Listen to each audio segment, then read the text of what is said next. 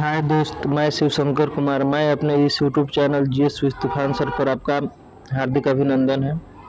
आज का geography chapter 3 का हम लोग अध्ययन करने वाले हैं। चैप्टर 2 को हम एंड कर चुके थे। चैप्टर 2 में मेनली हम लोग को पृथ्वी की उत्पत्ति, जीवन की उत्पत्ति के बारे में अध्ययन करना था फ्रेंड्स, ठीक है। अब हम लोग का अध्ययन करना है चैप्टर 3, पृथ्वी की आंतरिक संरचना के बारे में। फ्रेंड्स, हम लोग को क्या करना है? अध्ययन करना है। जो पृथ्वी की आंतरिक संरचना है, इसमें क्या क्या अध्ययन करना है, इसके बारे में हम लोग को मेनली क्या करना है? जानकारी प्राप्त करना है मित्रों। देखिए, जो पृथ्वी की आंतरिक संरचना है, तो आंतरिक संरचना हमारे लिए बहुत महत्वपूर्ण हो जाता है ये जानने के लिए कि पृथ्वी के अंदर क्या क्या है। अगर ये सब चीज़ें अगर हम लोग जान लेते हैं तो पृथ्वी की अध्ययन करना हम लोग को काफ़ी आसानी हो जाती है फ्रेंड्स, ठीक है। देखिए, ये भौतिक भूगोल है फ्रेंड्स, ठीक है। एक बात आपने ध्यान दिया होगा, ये पृथ्वी है। पृथ्वी चूंकि गोल होता है, पृथ्वी क्या होता है मित्रों? गोल होता है। अब पृथ्वी जब गोल होता है तो बहुत सारे आदमी का कहना होता है, भाई जब पृथ्वी गोल होता है तो हम लोग पृथ्वी पर अड़े क्यों हैं? ये जो पृथ्वी है फ्रेंड्स, आप यहाँ पे देख रहे हैं, ये जो पृथ्वी है तो पृथ्वी पूरा गोल है। पृथ्वी क्या है? पूरा गोल है। हम लोग इसी पर खड़े हुए हैं। तो पृथ्वी क्या करती है? इसका एक केंद्र होता है। क्या होता है? केंद्र होता है। इसमें एक ग्रेविटेशनल फोर्स लगता है जो पूरी चीज़ों की अपनी तरफ क्या करती है? बांधे हुए रहती है, आकर्षित करती रहती है, ताकि हम लोग इस पर क्या रह सके? खड़ा रह सके फ्रेंड्स, ठीक है। इतना बात आपको क्या करना है? मेंटेन करना है फ्रेंड्स, ठीक है। देखिए, एक बात और याद रखिएगा, ये भौतिक भूगोल है, फिजिकल ज्योग्राफी है। देखिए, जो भू आकृति के बारे में हम लोग अध्ययन करते हैं कि पृथ्वी की आकृति कैसी है, उसका आंतरिक संरचना कैसी है, इसका अध्ययन जियोमॉर्फोलॉजी कहलाता है। क्या कहलाता है फ्रेंड्स? पृथ्वी की आंतरिक संरचना का अध्ययन करना क्या कहलाता है? जियोमॉर्फोलॉजी कहलाता है। और जो पृथ्वी पर जितने भी सारे मतलब समुद्र है, उसका अध्ययन करना क्या कहलाता है? वो ओशियोनोफिलोजी कहलाता है फ्रेंड्स, ठीक है। इतना बात आपको क्या करना है? मेंटेन करके रखना है मित्रों, ठीक है। अब आगे चलते हैं, आगे एपिसोड पर क्या मिलता है थोड़ा हम लोग क्या कर लेते हैं, इसका मेंटेन कर लेते हैं फ्रेंड्स। अब सबसे पहले हम लोग देखते हैं पृथ्वी की आंतरिक संरचना। जो पृथ्वी के संरचना के बारे में अध्ययन करना क्या कहलाता है? जियोमॉर्फोलॉजी कहलाता है। इतना याद रखिएगा, क्या कहलाता है? जियोमॉर्फोलॉजी कहलाता है। अब पृथ्वी के ऊपर जितने भी समुद्र हैं, उसका अध्ययन करना क्या कहलाता है? ओशियोनोफियोलॉजी कहलाता है। और उसके बाद में पृथ्वी पर जो भी जलवायु परिवर्तन होता है पृथ्वी पर, उसका अध्ययन करना क्या कहलाता है? क्लाइटोमोलॉजी कहलाता है। क्या कहलाता है? क्लाइटोमोलॉजी कहलाता है। इतना बात आपको याद करना है। देखिए फ्रेंड्स, हम लोग जिस चीज़ पर खड़े होते हैं उस चीज़ को हम लोग क्रस्ट कहते हैं। पृथ्वी की जो भी सारी चीज़ें, जो पेड़ पौधे हैं, आदमी है, जानवर है, जिस पर हम लोग हैं, उसको हम लोग क्या कहते हैं? क्रस्ट कहते हैं फ्रेंड्स। क्या कहते हैं? क्रस्ट, भू प्रॉपर्टी कहते हैं, ठीक है। ये चूंकि जानते हैं कि ये जो क्रस्ट के जो सबसे निचला भाग होता है, इसे हम लोग लिथोस्फीयर कहते हैं। यह सॉलिड स्टेट का होता है, मतलब समझिए कि सॉलिड प्रकृति का होता है। किस प्रकृति का होता है फ्रेंड्स? सॉलिड प्रकृति का होता है। इतना बात आपको याद रखना है, सॉलिड प्रकृति का होता है। देखिए, और ये जो है ना, इसको हम लोग मेंटल कहते हैं। इसको हम लोग क्या कहते हैं फ्रेंड्स? मेंटल कहते हैं। तो ये लिक्विड होता है। क्या होता है? ये लिक्विड होता है। इतना बात आपको याद रखिएगा। ये आउटर कोर होता है। क्या होता है? बाहरी कोर होता है। इसको हम लोग बाहरी क्रूड कहते हैं हिंदी में। और ये देख रहे हैं, ये संरचना आप देख रहे हैं, इसको हम लोग इनर क्रूड कहते हैं, आंतरिक क्रूड कहते हैं मित्रों। क्या कहते हैं? आंतरिक क्रूड कहते हैं। लेकिन एक बात आपको याद रखना पड़ेगा, सबसे मेनली चीज, कि पृथ्वी की जो मुख्यतः 3 संरचना होती है, 4 संरचना होती है। एक आपको याद रखना है क्रस्ट, इसको हिंदी में हम लोग भूपर्टी कहते हैं। और सेकंड होती है मेंटल। और तीसरा होता है बाह्य क्रूड। क्या होता है फ्रेंड्स? बाह्य क्रूड होता है। और 4 होता है आंतरिक क्रूड। 4 क्या होता है मित्रों? आंतरिक क्रूड होता है। इतना बात आपको याद रखना है। और एक बात आपको याद रखना है कि जब हम लोग पृथ्वी के नीचे जाते हैं, जब हम लोग कहाँ जाते हैं? पृथ्वी के नीचे जाते हैं, तो तापमान बढ़ता है और डेंसिटी बढ़ता है और प्रेशर भी बढ़ता है। पृथ्वी के नीचे जाने पर तीनों चीज बढ़ती है फ्रेंड्स। पृथ्वी के नीचे जाने पर क्या होती है फ्रेंड्स? तीनों चीज बढ़ती है। सबसे पहले तापमान बढ़ती है, उसके बाद में घनत्व बढ़ता है, उसके बाद में क्या बढ़ता है? दाब बढ़ता है फ्रेंड्स। इतना बात आपको क्या करना है? मेंटेन रखना है। आज जब पृथ्वी से नीचे के ऊपर की तरफ हम लोग जाते हैं तो तापमान क्या होता है? तापमान क्या होता है? सबसे पहले तापमान घटता है, उसके बाद में घनत्व भी घटता है और प्रेशर भी घटता है। इतना बात आपको याद रखना है फ्रेंड्स, ठीक है। इतना बात आपको क्या करना है? मेंटेन रखना है। अब हम आगे चलते हैं फ्रेंड्स। ये समझ जाइए फ्रेंड्स, ये हमारा क्या है, पृथ्वी है फ्रेंड्स, क्या है, पृथ्वी है। पृथ्वी पर जब हम लोग, ये हमारा पृथ्वी है, क्या है, आप यहाँ पे देख रहे हैं, ये क्या है, ये पृथ्वी है फ्रेंड्स, क्या है, पृथ्वी है। ये पृथ्वी पर बहुत सारे पेड़ पौधे लगे हुए हैं, क्या लगे हुए हैं, पेड़ पौधे लगे हुए हैं। जब पृथ्वी के नीचे हम आएंगे, जब पृथ्वी से हम लोग कहाँ आएंगे फ्रेंड्स, नीचे की तरफ आएंगे, कहाँ आएंगे, नीचे की तरफ हम आएंगे तो इसका तापमान बढ़ेगा, दाब बढ़ेगा और डेंसिटी बढ़ेगा और घनत्व बढ़ेगा। लेकिन जब पृथ्वी से मतलब जब पृथ्वी के नीचे आते हैं तो ये तीन ही चीजें बढ़ती है। जब इसके ऊपर की तरफ हम लोग जाते हैं तो टेम्परेचर घटता है, प्रेशर घटता है और डेंसिटी क्या होता है, घटता है। इतना बात याद रखिएगा, ठीक है। अभी हमको बताया है एटमॉस्फेयर, ये जो एटमॉस्फेयर होता है, जो एटमॉस्फेयर में जो भी सारे चेंजेज होते हैं, इसका अध्ययन क्या कहलाता है, क्लाइमेटोलॉजी कहलाता है। क्या कहलाता है, क्लाइमेटोलॉजी कहलाता है। और जो पृथ्वी के अंदर वाली जो सारी संरचनाओं का हम अध्ययन करते हैं उसको क्या कहते हैं, जियोमॉर्फोलॉजी कहते हैं। क्या कहते हैं, जियोमॉर्फोलॉजी कहते हैं। अब पृथ्वी के सतह पर हम लोग जो भी सारी चीज अध्ययन करते हैं उससे क्या कहते हैं, ओशियोनोग्राफी कहते हैं, समुद्र विज्ञान कहते हैं। इतना बात आपको क्या करना है मित्रों, मेंटेन करना है, कोई दिक्कत नहीं। देखिए पृथ्वी की आंतरिक संरचनाएं का अध्ययन करना ही क्या कहलाता है, जियोमॉर्फोलॉजी कहलाता है। क्या कहलाता है, जियोमॉर्फोलॉजी। क्या कहलाता है, जियोमॉर्फोलॉजी। आज जो भी हमारे एटमॉस्फेयर में, वायुमंडलीय में जो भी सारी घटनाएं हो रही है उसका अध्ययन करना क्या कहलाता है, क्लाइमेटोलॉजी कहलाता है, जलवायु विज्ञान कहलाता है। और जो भी हमारे पृथ्वी के सतह पर जो भी समुद्र है उसका अध्ययन करना क्या कहलाता है, ओशियोनोग्राफी कहलाता है। क्या कहलाता है, ओशियोनोग्राफी। तो पूरा पृथ्वी और वायुमंडल को हम लोग तीन चीजों में बांटकर हम लोग क्या करते हैं, अध्ययन करते हैं। क्या करते हैं मित्रों, अध्ययन करते हैं। याद रखिएगा, एक में जियोमॉर्फोलॉजी, दो में ओशियोनोग्राफी और तीन में क्लाइमेटोलॉजी। तो क्लाइमेटोलॉजी में हम लोग जो भी वायुमंडल में जो भी अध्ययन होता है उसके बारे में हम लोग क्या करते हैं फ्रेंड्स, क्या करते हैं फ्रेंड्स, अध्ययन करते हैं। इतना बात आपको याद रखना है, कोई दिक्कत नहीं। अब हम आगे मित्रों चलते हैं। एक बात और याद रखिएगा, जब पृथ्वी के नीचे हम लोग आते हैं तो टेम्परेचर बढ़ता है, दाब बढ़ता है, घनत्व बढ़ता है। जब पृथ्वी के ऊपर हम लोग जानते हैं तो टेम्परेचर घटता है, प्रेशर घटता है फ्रेंड्स। इतना बात आपको क्या करना है, याद रखना है। और डेंसिटी भी क्या होती है, घटती है। अब देखिए पृथ्वी की आंतरिक संरचना का ज्ञान कैसे हुआ। आप लोग समझते होंगे कि पृथ्वी का भाई हम लोग जब जाते हैं तो पृथ्वी की आंतरिक संरचना का ज्ञान हमको कैसे प्राप्त हुआ, इसके बारे में तो हमको अध्ययन करना पड़ेगा मित्रों। पृथ्वी जो है, पृथ्वी की आंतरिक संरचना का अध्ययन का ज्ञान कैसे हुआ, इसके बारे में हमको अध्ययन करना बहुत महत्वपूर्ण है फ्रेंड्स। क्या है, बहुत महत्वपूर्ण है मित्रों। अब यहाँ पे देखिए मित्रों, तो अध्ययन करने के लिए सबसे पहले हमको मिला है डायरेक्ट सोर्स। क्या क्या मिला है, डायरेक्ट सोर्स। उसके बाद में हम लोग मिला है इनडायरेक्ट सोर्स। हम लोग पृथ्वी के जो आंतरिक संरचना का जो हम लोग अध्ययन करते हैं उसको मेनली दो चीजों से अध्ययन करते हैं फ्रेंड्स, ठीक है। एक है प्रत्यक्ष स्रोत और दूसरा है अप्रत्यक्ष स्रोत। इतना बात आपको याद रखना है, कोई दिक्कत नहीं। अब देखिए फ्रेंड्स, अब देखिए सबसे पहले हम लोग खुदाई करके हम लोग देखे हैं पृथ्वी के आंतरिक संरचना के बारे में। लेकिन आपको एक बात तो याद होगा कि जब हम पृथ्वी के हम लोग नीचे जाते हैं, कहाँ पे जाते हैं मित्रों, नीचे जाते हैं तो उसका टेम्परेचर बढ़ता है। तो एक आर्टिक रीजन है, आर्टिक क्षेत्र है जिसका नाम है कोला। क्या नाम है, कोला।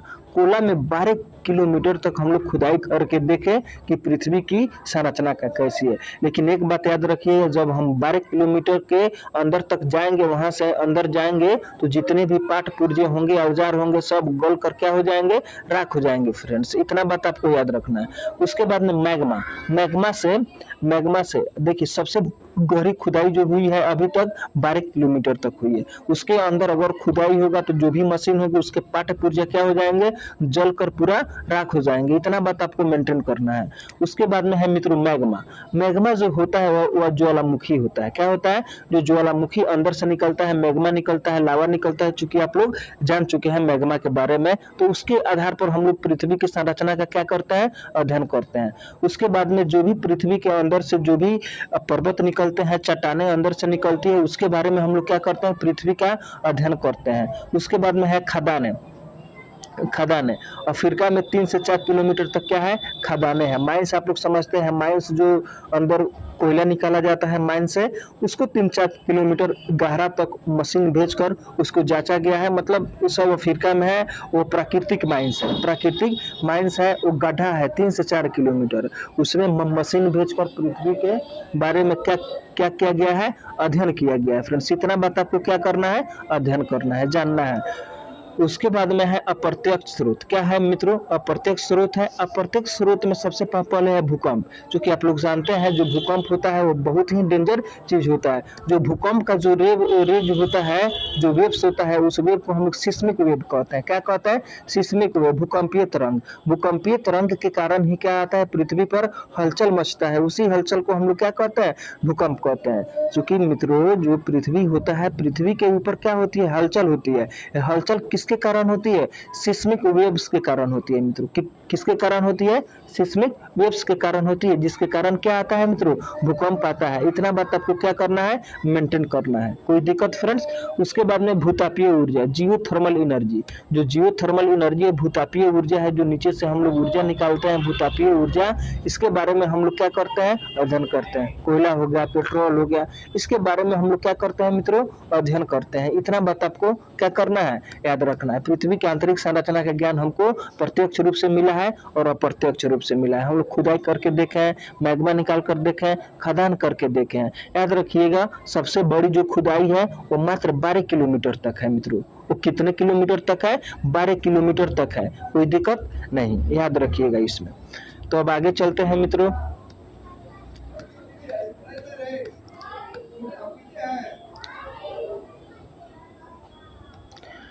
देखिए कह रहा है, the study of interior of the earth can be best स्पेनेव inferred by the study of the seismic wave. जो भूगर्भ के सबसे मतलब सटीक जानकारी हमको मिली है, जो हमको पृथ्वी के भूमि के अंदर का सबसे जो सटीक जानकारी मिली है, वो भूकंपीय तरंगे से मिली है, सिस्मेसिक वेव्स के कारण हमको प्राप्त हुई है। कहने का अर्थ है जो पृथ्वी की आंतरिक संरचना है, उसका जो सबसे मेन हमको जानकारी मिला है, जो जानकारी का स्रोत है, वो भूकंपीय तरंग है मित्रों। क्या है, भूकंपीय तरंग है। इतना बात आपको क्या करना है, याद करना है मित्रों, कोई दिक्कत नहीं। अब आगे हम चलते हैं मित्रों। देखिए फ्रेंड्स, भूकंपीय तरंगे के बारे में थोड़ा हम लोग अध्ययन कर ले कि भूकंपीय तरंगे क्या होती है, क्या नहीं होती है। देखिए सबसे पहले यहाँ पे समझिए, ये हमारा पृथ्वी है मित्रों। क्या है, ये हमारा पृथ्वी है। क्या है, ये हमारा पृथ्वी है। इसके बारे में तो हमको अध्ययन करना जरूरी है। ये हमारा क्या है, पृथ्वी है। तो पृथ्वी का जो सबसे मेन रीजन होता है, तो इसको देखिए, जो पृथ्वी का जो है, ये मान के चलिए यहाँ से भूकंप उत्पन्न हुआ। ठीक है फ्रेंड्स, मान के चलिए जब हमारा ये पृथ्वी गोल है, तो इसका सेंटर से एक बिंदु होगा जहाँ से क्या उत्पन्न हुई होगी, भूकंप उत्पन्न हुई होगी। मान के चलिए इस पॉइंट से, किस पॉइंट से, इस पॉइंट से भूकंप उत्पन्न हुई है। तो जहाँ से भूकंप उत्पन्न होती है, उस पॉइंट्स को हम लोग फोकस कहते हैं इंग्लिश में। उसको हिंदी में हम लोग क्या कहते हैं, भू उद्गम केंद्र कहते हैं मित्रों। क्या कहते हैं, उद्गम केंद्र कहते हैं। क्या कहते हैं भाई, उद्गम केंद्र कहते हैं। याद रखिएगा, ये जो उद्गम केंद्र होती है, तो इसमें से बहुत सारे सिस्मिक वेग निकलते हैं। ठीक है, भूगार्मिक तरंगे निकलती है, ये तरंगे निकलती है, ये सब तरंगे है फ्रेंड्स। क्या है, ये तरंगे है। ये सब तरंगे निकलकर ये सब पृथ्वी पर फैल रही है। यही तरंगे जब धरातल पर चली जाती है, तो ऐसे ऐसे ऐसे ऐसे वेव्स करके क्या करती है, फैलते जाती है फ्रेंड्स। इतना बात आपको याद रखना है। तो जहाँ से भूकंप उत्पन्न होती है, उसको हम लोग उद्गम केंद्र कहते हैं। और जब उद्गम केंद्र जो सबसे मेनली होता है फ्रेंड्स, क्या होता है, उद्गम केंद्र जो सबसे मेनली होता है, उसको जो छोटा दूरी जो जहाँ से भूकंप शुरू हुआ, जिस बिंदु से, वहां से पहुंचने में जो छोटा सा जो मतलब डिस्टेंस कवर करके धरातल पर पहुंचा है, उसको हम लोग अधिकेंद्र कहते हैं। क्या कहते हैं, न्यूनतम डिस्टेंस। मतलब कहने का अर्थ है सिस्मिक वेव का जो भूगार्भिक तरंगे का सबसे न्यूनतम जो डिस्टेंस होगा, जो धरातल पर पहुंची है, उसको हम लोग क्या कहते हैं, अधिकेंद्र कहते हैं। देखिएगा, इसमें जो इसका डिस्टेंस होगा सबसे कम होगा, तो इसी को हम लोग क्या कहते हैं, अधिकेंद्र कहते हैं मित्रों। कोई दिक्कत नहीं। तो वही यहाँ पे हम समझाया गया है। देखिए, अवकेंद्र, या इसी को क्या कहते हैं, अवकेंद्र कहते हैं या उद्गम केंद्र कहते हैं फ्रेंड्स। क्या कहते हैं, देखिए भूकंप की उत्पत्ति जिस बिंदु से होती है तो उसी को हम लोग क्या कहते हैं, अवकेंद्र कहते हैं या उद्गम केंद्र कहते हैं, कोई दिक्कत नहीं। उसके बाद में है फ्रेंड्स अधिकेंद्र। क्या है मित्रों, अधिकेंद्र। अधिकेंद्र समझिए, अधिकेंद्र the point on the surface of the earth where the seismic waves reaches first nearest, देखिए यहाँ पे लिखा गया nearest point to the focus, जो फोकस के सबसे नजदीक हो, जो फोकस के सबसे नजदीक हो उसी को हम लोग क्या कहते हैं, उसी को हम लोग क्या कहते हैं मित्रों, अधिकेंद्र कहते हैं। अर्थात धरातल पर वह बिंदु जहाँ भूकंपीय तरंगें सबसे पहले पहुंचती है, अर्थात उसका जो डिस्टेंस होगा सबसे कम होगा और धरातल भी पर पहुंचा भी होगा, उसी को हम लोग क्या कहते हैं, सिस्मिक वेव कहते हैं मित्रों। क्या कहते हैं, सिस्मिक वेव कहते हैं। इतना बात आपको क्या करना है, मेंटेन करना है मित्रों, कोई दिक्कत नहीं। अब आप हम आगे चलते हैं मित्रों, याद रखिएगा।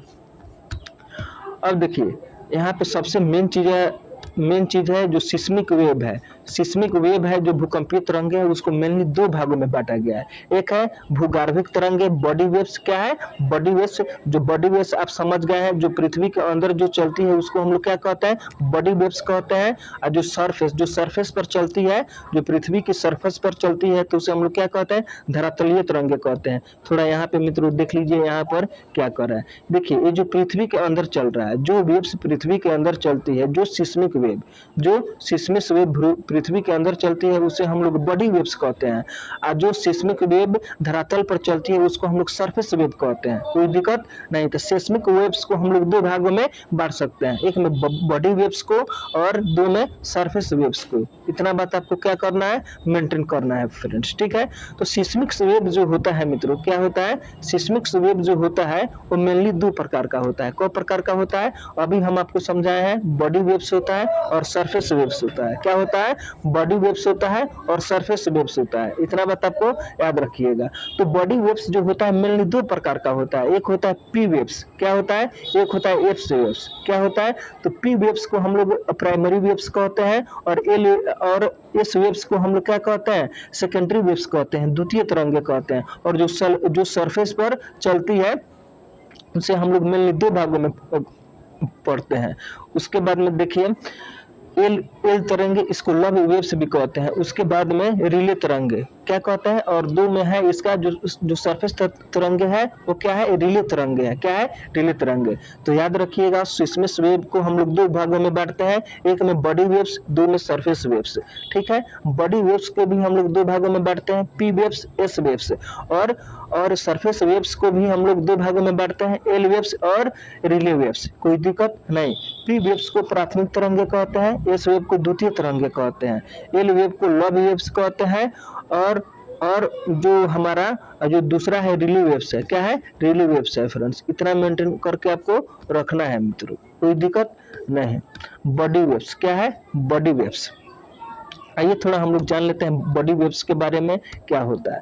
देखिए बॉडी वेव्स को दो भागों में अभी आपको बताया है। जो सिस्मिक वेव होता है वो कितने प्रकार का मेनली होता है, दो प्रकार का, बॉडी वेव्स और क्या, और सरफेस वेव। तो बॉडी वेव्स का जो प्रकार होता है दो प्रकार होता है, एक होता है पी वेव्स और एक होता है एस वेव्स। देखिए जो पी वेव्स होता है, जो इनकी गति, इनकी विशेषता क्या है, थोड़ा इसको समझ जाइए। इनकी गति 6 किलोमीटर पर सेकंड, 6 किलोमीटर पर सेकंड से 7 किलोमीटर पर सेकंड तक होती है। यह हमेशा सॉलिड और लिक्विड में चलती है। याद रखिएगा जो पी तरंगे होती है वह सॉलिड और लिक्विड दोनों में चलती है। यह ठोस एवं तरल दोनों माध्यमों में से गुजरती है। याद रखिएगा ये ठोस और तरल दोनों माध्यमों में से क्या करती है, गुजरती है फ्रेंड्स, ठीक है। अब यहाँ पर याद रखिएगा यह लंबवत तरंगे है। क्या है, ये लंबवत तरंगे है। याद रखिएगा लंबवत कहने का अर्थ है एक यहाँ पे पार्टिकल है, एक यहाँ पे पार्टिकल है, एक यहाँ पे पार्टिकल है, एक यहाँ पे पार्टिकल है। लेकिन जब वेव से चलेगी तो वेव से चलेगी तो यहाँ तक एक वेव से चली और इस वेव के माध्यम से क्या करेगी, इसको, ये जो कण होगी इस कण को इसमें धक्का देगी और फिर यहाँ वेव्स आ जाएगी, फिर इसको यहाँ पर धक्का देगी, फिर इसको यहाँ पे धक्का देगी। ऐसे करते करते धक्का देते देते आगे की तरफ बढ़ते रहेगी। मान के चलिए जैसे साउंड वेव्स हो गया, क्या हो गया, लंबवत। तो लंबवत चलती है, मतलब सीधी रेखा में चलती है, लंबवत चलती है। इतना बात आपको याद रखिएगा।